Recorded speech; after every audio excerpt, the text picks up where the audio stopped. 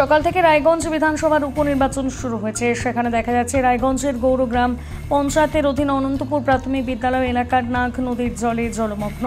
এলাকায় ভোটাররা ভেলার কিংবা নৌকায় চেপে ভোট দিতে আসছেন। পঞ্চায়েতের পক্ষ থেকে একটি বাঁশের সাঁকো তৈরি করা হয়েছে। ইতিমধ্যে ভোটাররা জানান ভোটের দিনে আসতেই সমস্যা হচ্ছে, তবু গণতন্ত্রের উৎসবে ভোট দিতে আসছেন তারা। আমার নাম মোহাম্মদ শাহজাহান। এখানে যে ভোট দিলেন, কিভাবে এলেন?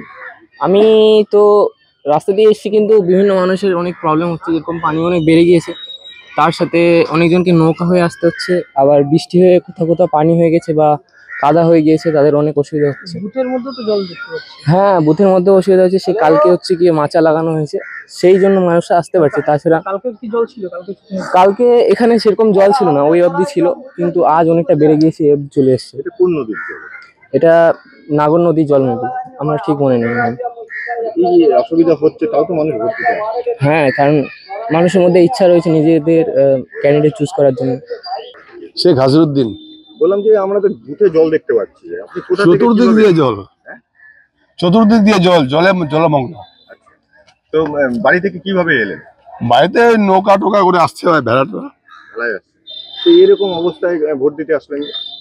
আসতে হবে, ভোটটা মূল্যবান ভোট, ভোট তো দিতেই হবে। আনন্দ সহিত ভোট দিলাম। বলছি এখানে যারা আছেন কর্মীরা, ভোট কর্মী এবং সেনাবাহিনীরা, ওদের কষ্ট হচ্ছে তো? হ্যাঁ, কষ্ট তো হবেই, কিন্তু তবুও কিন্তু ভোট নিচ্ছে আর শান্তিপ্রিয় ভোট হচ্ছে, কোনো গন্ডগোল ফন্ডগোল নাই, যেভাবে ভালোভাবে ভোট হচ্ছে আর জল ঢুকে যাওয়ার সমস্যা।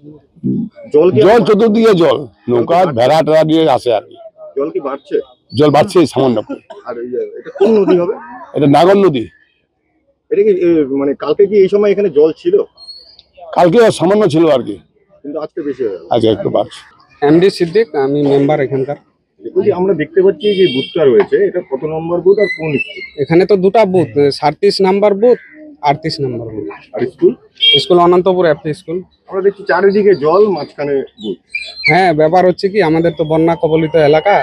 এবার তো বন্যার টাইমে ভোটটা হচ্ছে, উপনির্বাচনটা, তার জন্য আমরা এমার্জেন্সি পঞ্চায়েতকে আমরা জানাইছিলাম, যারা দায়িত্বে ছিল আর কি, তারা এমার্জেন্সি একটা শাখো, বাসের শাখো দিয়ে যাতায়াতের জন্য ভোট দেওয়ার জন্য সুবিধা করে দিয়েছে।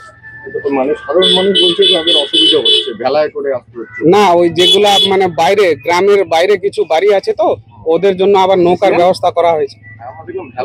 হ্যাঁ, ভেড়াও আছে, যারা যেরকম সুবিধা সেরকমই আসতেছে আর কি। এরকম ভাবে যে চলছে, তাতে কোনো অসুবিধা হচ্ছে? অসুবিধা আমরা দেখরেখ করছি, আমরা জনপ্রতিনিধিরা সবাই, সব দলের লোকেই মানে নিজে পরিষেবা দিচ্ছে আর কি। এটা একটু অভিনব লাগছে না চারিদিকে? লাগছে, লাগলে কি করবো, আমরা তো বন্যা কবলিত এলাকা।